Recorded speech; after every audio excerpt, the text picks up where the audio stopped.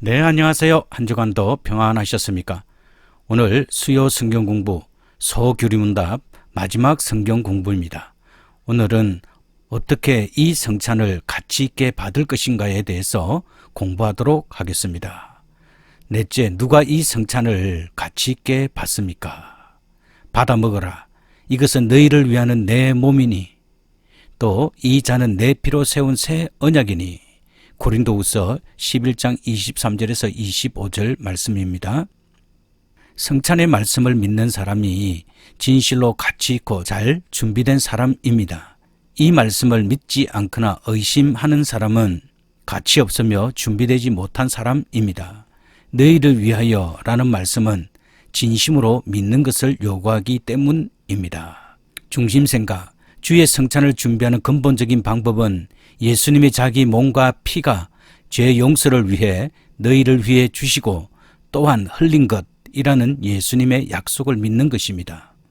그러므로 너희를 이라는 말씀을 읽고 생각하십시오. 주님께서 여러분에게 하신 말씀이 헛되지 않게 말입니다. 크리스찬으로서 우리는 우리 죄인들이 성찬에 참여하기에 귀중한 존재라고 고백합니다. 왜냐하면 예수님께서 자신의 죄를 회개하는 죄인들을 받아주시며 또한 주님께서 죄인들을 용서하기 위해 자신의 생명을 내어주시고 피를 흘리셨기 때문입니다. 나는 어떻게 주의 성찬을 준비하여 성찬의 은혜를 받을 수 있겠습니까? 소교리문답 깊게 읽기. 누가 성찬을 가치 있게 받습니까? 우리가 그리스도를 믿고 죄 용서를 위해 너희를 위해 주시고 또한 흘리는 이라는 말씀을 믿을 때 가치 있게 성찬을 받습니다. 우리가 성찬을 가치 있게 받는 것에 주의하는 이유는 무엇입니까? 제단의 성례는 우리의 식사가 아닙니다. 주의 성찬입니다. 그것은 주님께서 우리의 죄 용서를 위해 우리에게 주시는 주님의 몸과 피입니다. 이 말씀을 믿지 않고 주님의 몸과 피를 먹고 마시는 것은 자신의 죄에 대한 심판을 먹고 마시는 것입니다. 고린도 전서 11장 27절에서 28절. 그러므로 누구든지 주의 떡이나 잔을 합당치 않게 먹고 마시는 자는 주의 몸과 피에 대하여 죄를 짓는 것이니라. 사람이 자기를 살피고 그 후에야 이 떡을 먹고 이 잔을 마실지니.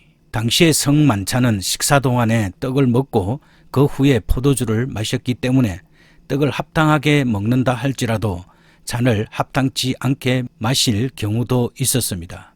그리고 합당치 않다는 말은 다음과 같은 의미가 있습니다. 첫 번째, 회개하지 않은 악한 양심을 가지고 참여하는 것입니다. 두 번째, 가난한 자들을 멸시하고 참여하는 것입니다. 세 번째, 주어진 말씀에 대한 믿음이 없이 참여하는 것입니다. 네 번째, 자기 성찰 없이 참여하는 것입니다. 다섯 번째, 예수님의 죽음에 대해서 감사함으로 기억하지 않고 그를 경외하지도 않으며 타인들을 사랑하지 않고 참여하는 것입니다. 여섯 번째, 죄인을 구원하신 그리스도의 고난에 대해 기억함과 감사함이 없이 참여하는 것 등입니다. 여기에서 주의 몸과 피를 범하는 죄가 있느니라 라는 말씀은 합당치 않게 성만찬에 참여했을 때 범죄의 대상은 자신이 아니라 그리스도의 몸과 피입니다. 이 말씀은 그리스도의 몸과 피의 실제적 임재를 의미하는 근거가 됩니다.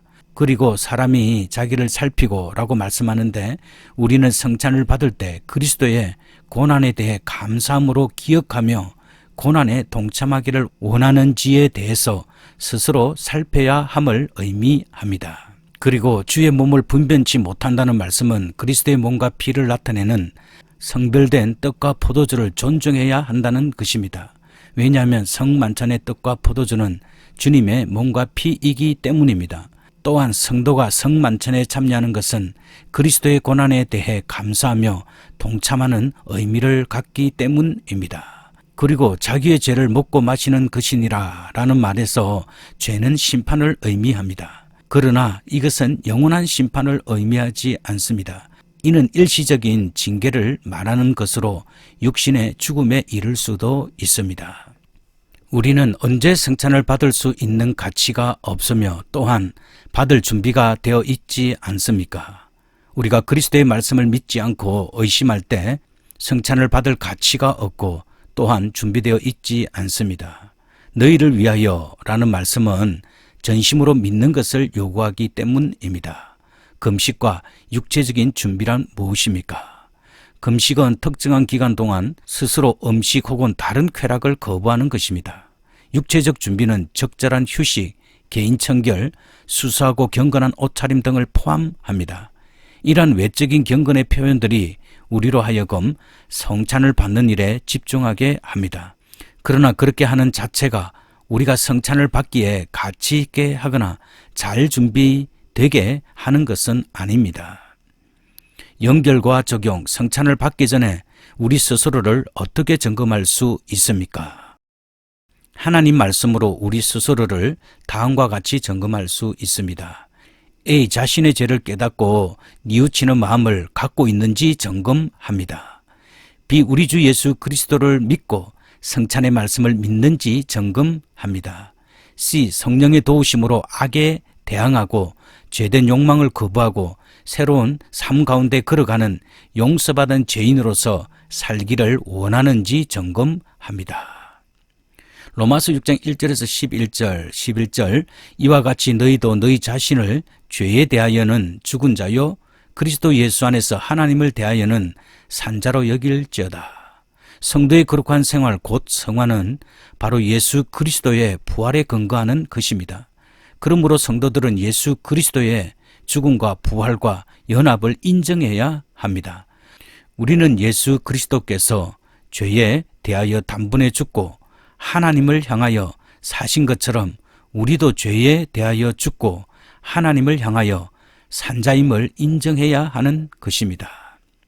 12절에서 13절 그러므로 너희는 죄로 너희 죽을 몸에 왕노릇하지 못하게 하여 몸의 사욕을 순종치 말고 또한 너희 지체를 불의의 병기 즉 도구로 죄에게 드리지 말고 오직 너희 자신을 죽은 자 가운데서 다시 사신 자 같이 하나님께 드리며 너희 지체를 의의 병기 즉 도구로 하나님께 드리라. 죄는 몸의 욕심들을 통해서 활동합니다. 몸은 의의 도구가 될 수도 있고 죄의 도구가 될 수도 있습니다. 성도는 죄에 대해 죽은 자이므로 죄가 몸을 주장치 못하도록 욕심들을 통제해야 하고 죄에 순종치 말아야 합니다. 구원 얻은 성도는 자기 몸을 거룩하게 하나님께 드려야 합니다. 13절에 너희 지체라는 말에 지체는 몸의 부분들, 즉 눈과 귀와 입, 손과 발 등을 가리킵니다. 성도는 이제 몸의 모든 부분을 불의의 도구로 죄에게 내어주지 말고 의의 도구로 하나님께 드려야 합니다. 전에는 우리가 하나님 없이 살며 더럽고 악한 것을 보고 듣고 말하며 만지고 그런 것으로 갔을지라도 이제 우리는 하나님을 위해 우리 몸을 거룩하게 드리고 의롭고 선한 것을 보고 듣고 말하고 행하여야 합니다. 14절 이는 죄가 너희를 주관치 못하리니 이는 너희가 법 아래 있지 아니하고 은혜 아래 있음이니라. 성도들이 자기 몸을 죄에게 주지 않고 하나님께 드릴 수 있는 이유는 죄가 그를 주관치 못할 것이기 때문입니다. 또 죄가 그들을 주관치 못하는 이유는 그가 법 아래 있지 않고 은혜 아래 있기 때문입니다. 그것은 예수님께서 우리 죄를 대신해 죽으심으로 율법의 요구를 만족시키셨기 때문에 율법이 요구하는 법적 책임과 형벌이 제거되었고 죄사함과 의롭다 하심을 얻은 것을 말합니다. 의롭다 하신 곧 칭의는 법적인 구원이며 성도는 이미 법적으로 완전한 의를 얻었습니다.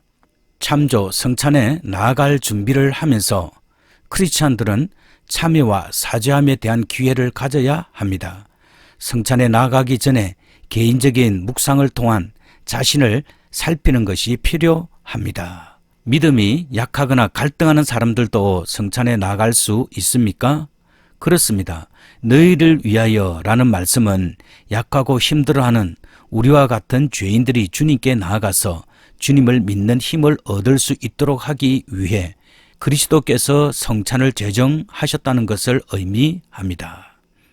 요한복음 6장 37절 아버지께서 내게 주시는 자는 다 내게로 올 것이요 내게 오는 자는 내가 결코 쫓아내지 아니하리라. 아버지께서 내게 주시는 자라는 표현은 구원이 하나님께로부터 시작됨을 증거합니다.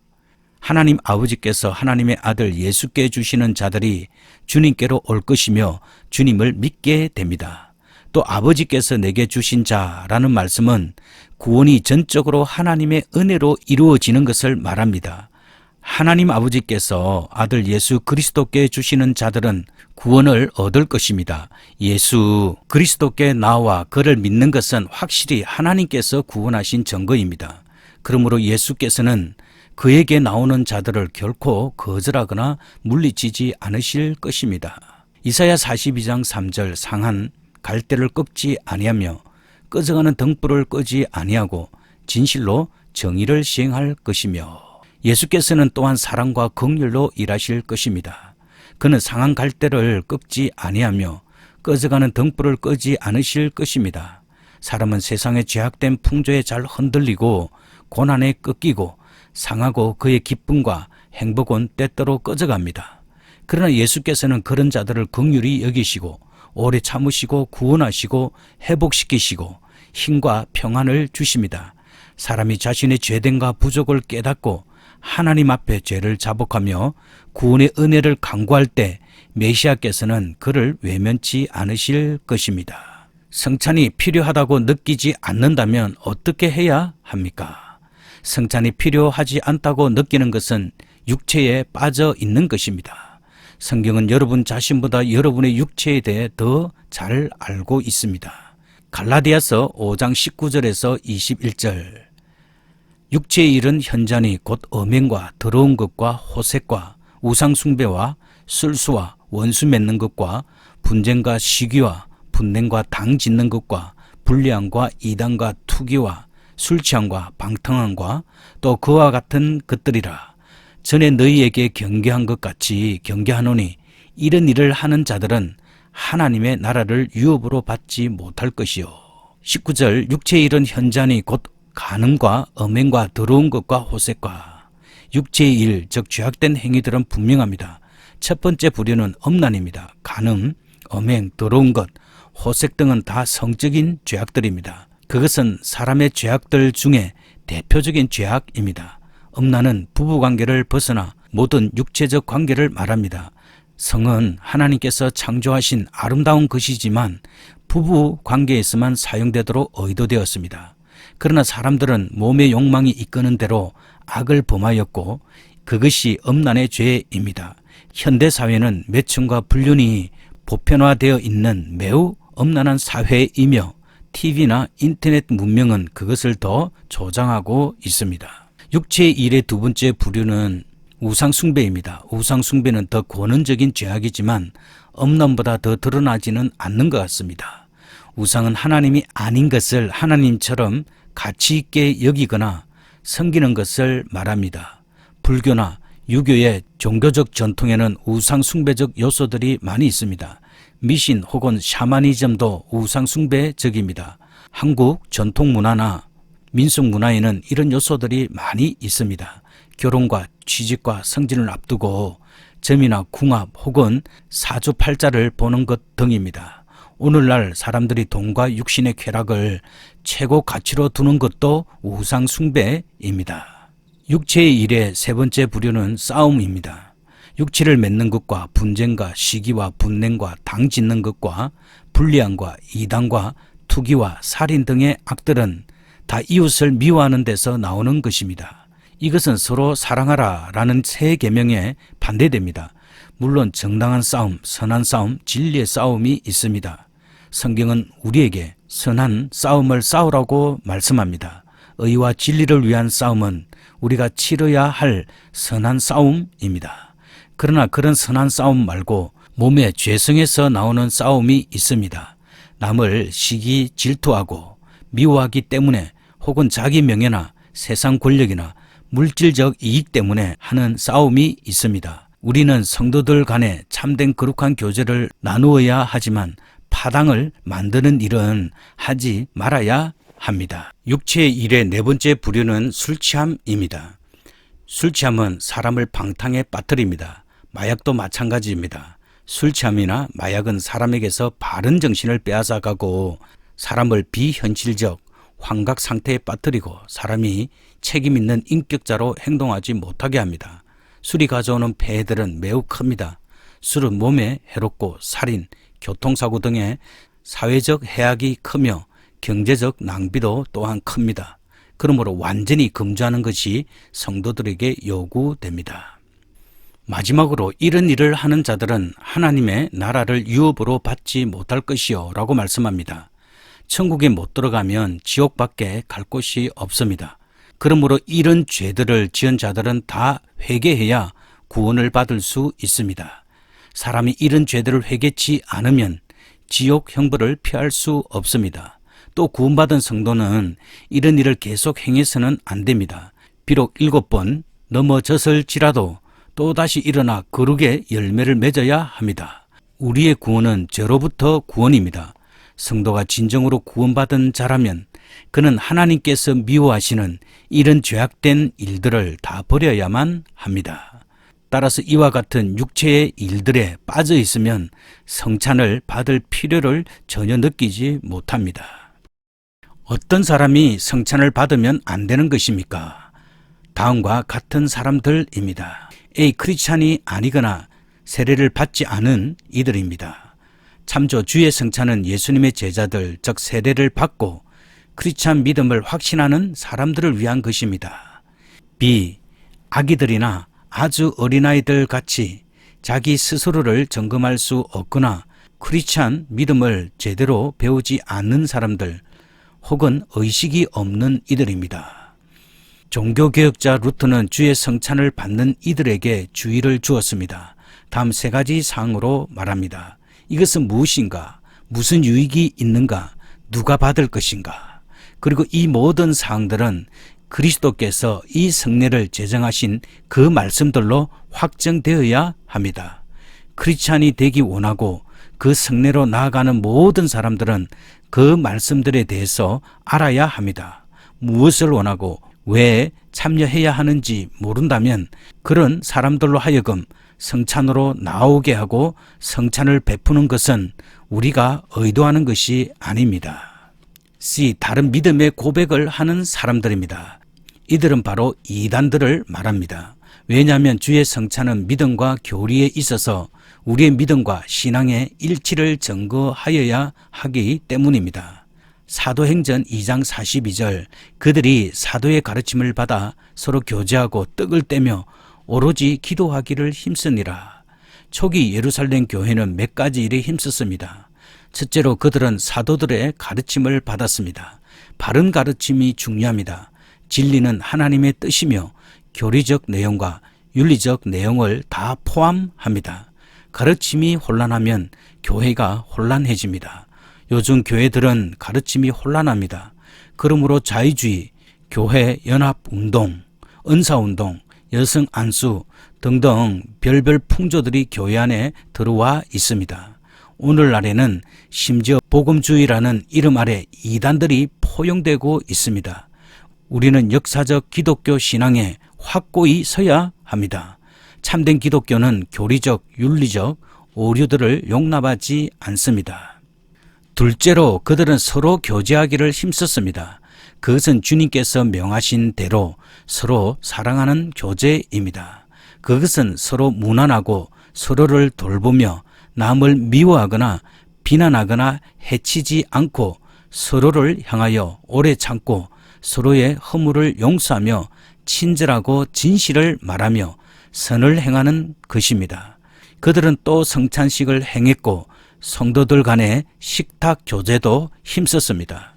셋째로 그들은 전심으로 기도하는 일에 힘썼습니다. 구원받은 성도들은 자신의 영적 성장 곧 성화를 위해 전도와 영혼의 구원을 위해 참된 교회의 건립을 위해 또 여러 가지 어려운 문제들을 잘 대처해 나가기 위해 기도에 힘써야 합니다. 기도는 신앙생활의 힘의 통로입니다. 따라서 우리는 역사적 기독교 신앙 위에 있지 않고 다른 신앙을 고백하는 사람들은 주의 몸과 피인 성찬을 받을 수 없습니다. 고린도전서 11장 26절 너희가 이 떡을 먹으며 이 잔을 마실 때마다 주의 죽으심을 그가 오실 때까지 전하는 것이니라. 따라서 우리는 전통적 신앙 위에선 바른 신앙의 파수꾼이 되어야 합니다. 로마서 16장 17절 형제들아 내가 너희를 권하노니 너희가 배운 교훈을 거스려 분쟁을 일으키거나 그치게 하는 자들을 살피고 그들에게서 떠나라. 로마 교인들은 바른 교훈을 누구에게서 배웠는가? 그들은 사도들에게서 하나님의 복음의 바른 교훈을 배웠습니다. 그것을 우리는 역사적 기독교 신앙이라고 말합니다. 교회는 사도들과 선지자들의 터 위에 세워져 있습니다. 역사적 기독교는 사도들을 통해 전달된 바른 교훈입니다. 우리는 그 역사적 기독교, 즉 바른 교훈을 지켜야 합니다.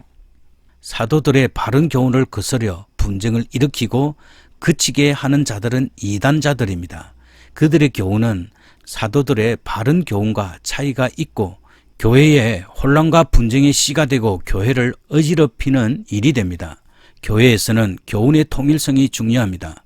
물론 그 통일된 교훈은 성경적 기독교, 역사적 기독교 신앙이어야 합니다.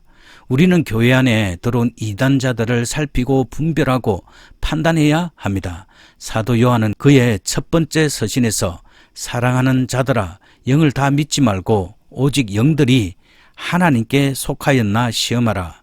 많은 거짓 선지자가 세상에 나왔음이니라고 말했습니다. 우리는 사도들의 바른 교훈을 버린 자들과 교제하지 말아야 합니다.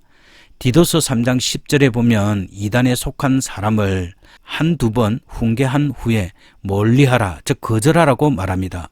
요한 2서 9절에서 11절에서도 지내쳐, 즉 이탈하여 그리스도 교훈 안에 거하지 아니하는 자마다 하나님을 모시지 못하되 교훈 안에 거하는 이 사람이 아버지와 아들을 모시느니라.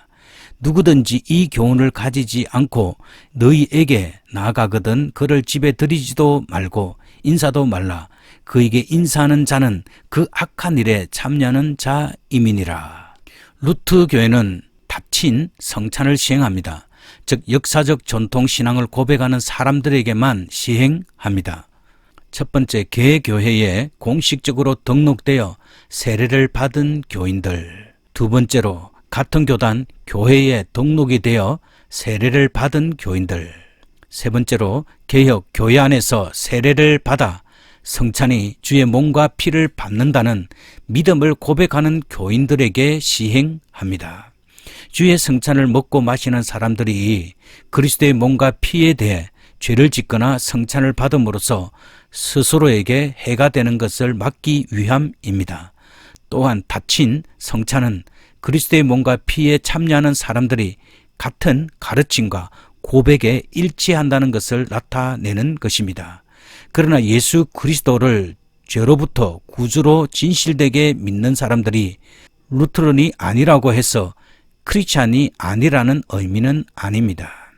D. 하나님의 말씀에 반대되는 삶을 살면서 공개적으로 비신앙적이고 D. 하나님의 말씀에 반대되는 삶을 살면서 공개적으로 비신앙적이고 참여하지 않는 사람들입니다. 고린도전서 15장 11절 그리고 13절 이제 내가 너희에게 쓴 것은 만일 어떤 형제라 일컫는 자가 음행하거나 탐욕을 부리거나 우상 숭배를 하거나 모욕하거나 술 취하거나 속여 빼앗거든 사귀지도 말고 그런 자와는 함께 먹지도 말라 함이라. 밖에 있는 사람들은 하나님이 심판하시려니와 이 악한 사람은 나중에 내쫓으리라. 우리가 악한 자들과 교제하지 말라는 교훈은 세상 사람들에 대해서가 아니고 교회 안에 있는 자들에 대해서입니다. 그것은 형제라 일컫는 자, 즉 예수 그리스도를 믿는 자들에 대한 것입니다. 우리는 예수 그리스도를 믿는 자들에게만 형제라고 부를 수 있습니다. 권징과 교제 단절에 대한 교훈은 바로 교회 안에 있는 형제들에 대한 문제입니다. 즉 어떤 형제가 음행이나 탐욕이나 우상숭배나 모욕하거나 술 취함이나 속여 빼앗거든 등의 죄를 범한다면 그런 자와 교제하지 말라는 교훈입니다. 이런 일들은 명백히 죄이며 교회 안에서 용납되어서는 안 됩니다. 교회는 죄에서 구원받은 자들의 모임입니다. 그러므로 만일 교회 안에 이런 악한 자들이 있다면 우리는 그런 자들과 사귀지 말고 함께 먹지도 말아야 합니다. 바른 믿음을 저버린 이단자들이나 회개하지 않는 죄인들과 불순종자들은 교회의 교제뿐만 아니라 성찬에서도 제외되어야 합니다. 고린도전서 10장 20절에서 21절 무릇 이방인이 제사하는 것은 귀신에게 하는 것이요 하나님께 제사하는 것이 아니니 나는 너희가 귀신과 교제하는 자가 되기를 원치 아니하노라. 너희가 주의 잔과 귀신의 잔을 겸하여 마시지 못하고 주의 식탁과 귀신의 식탁에 겸하여 참여하지 못하리라. 우상이나 조상신은 신이 아니고 어떤 신적 존재도 아니며 세상에는 하나님 외에 다른 신이 없습니다. 그러므로 이방인들의 제사는 귀신들에게 하는 악하고 헛된 일입니다. 이방인들의 제사하는 것이 귀신에게 하는 것이기 때문에 성도들은 그들의 신이나 그들의 우상을 인정하고 그 우상에 빠져 귀신과 교제하는 자가 되어서는 안 되는 것입니다. 성도는 이방인들의 제사 행위에 참여해서는 안 됩니다. 그리고 우상 숭배에 빠져 있다면 성찬을 받을 수 없습니다. 우리는 삼일체 하나님만 섬기며 사랑하여야 합니다. 이 이웃을 용서하지 않고 화해를 거부하는 사람들입니다. 주님께서는 제자들에게 기도를 가르쳐 주신 후에 우리가 우리에게 잘못을 범한 자를 용서하라고 교훈하시며 우리가 그렇게 하지 않으면 하나님께서 우리의 잘못도 용서하지 않으실 것이라고 말씀하셨습니다. 주님께서 이렇게 말씀하신 것은 하나님께서 우리에게 베푸신 용서가 값으로 계산할 수 없이 큰 것이기 때문입니다. 하나님께서는 지옥 갈 만한 죄인인 우리를 구원해 주셨고 천국 백성이 되게 하셨습니다. 우리가 큰 용서를 받았으므로 우리는 작은 용서를 해야 합니다. 참조, 우리가 성찬을 받을 때 예수님 및 모든 주님의 성도들과 교제하는 것입니다. 한 떡이므로 우리는 각자 다르지만 한 몸입니다. 우리가 모두 한 떡에 참여하기 때문입니다. 성찬을 섬기는 목사들은 이 모든 일에 하나님의 신비에 대한 청지기들입니다. 그것은 주의 성찬을 집례하는 거룩한 책임을 포함합니다. 성찬에 참여하는 개인들은 스스로를 점검해야 합니다. 그리고 목사들은 성찬 참여자들을 점검하는 것을 포함하여 주의 제단을 충실하고 사랑하며 감독하는 직책을 신실하게 살펴야 합니다. 회중들은 또한 신실하게 성찬에 참여하는 책임을 가지고 있습니다. 먼저 자신을 점검함 없이 성찬에 참여해서는 안 됩니다. 성찬 참여자들은 죄인들을 용서하기 위해 그 아들을 주신 하나님의 사랑을 기억하며 또한 성찬의 경건함, 즉 떡은 그리스도의 몸으로 포도주는 주의 피라는 사실에 대한 믿음이 있어야 합니다. 그리하여 하나님을 믿고 하나님으로부터 모든 선한 선물을 기대하며 성찬을 받아야 합니다. 네, 소교리 문답 공부하시느라 수고 많이 하셨습니다. 오늘로서 소교리 문답 전체 강의를 마치게 됩니다. 그동안 열심히 공부하신 모든 분들에게 감사를 드립니다. 우리가 말씀을 더욱 사랑하고 그 말씀 가운데 서 있는 역사적이고 전통적인 신앙 안에서 하나님을 사랑하고 하나님께 영광 돌리는 삶이 되어야 하는 것입니다. 우리가 날마다 하나님께서 주시는 은혜를 힘입어 이 마지막 때를 살아가고 있는 저희들이 다 믿음 안에서 하나님을 기쁘시게 하는 삶을 살아내며 또 우리가 천국에 갔을 때 하나님 앞에 잘했다 칭찬받을 수 있는 모든 분들이 다 되시기를 바랍니다. 수고 많이 하셨습니다. 모든 영광을 하나님께 돌려드립니다. 이제 기도하도록 하겠습니다. 주 예수님, 주의 거룩하신 몸과 소중한 피를 먹고 마실 만한 공로가 저에게는 없습니다. 저의 의로움이 아니라 오직 죄를 용서하시는 주님의 약속을 믿고 주의 진노와 저주로부터 구원하시는 자비를 탄원하며 성찬의 제단에 나아갑니다. 주님만을 위해서 살고 언제나 주님께서 주시는 유익에 감사하며 하늘의 잔치에서 영원히 주님을 찬양하며 섬기게 하소서. 우리 주 예수 그리스도 이름으로 기도합니다. 아멘. 네, 평안한 저녁 시간 되시고요. 또 다음 주에 뵙겠습니다. 샬롬.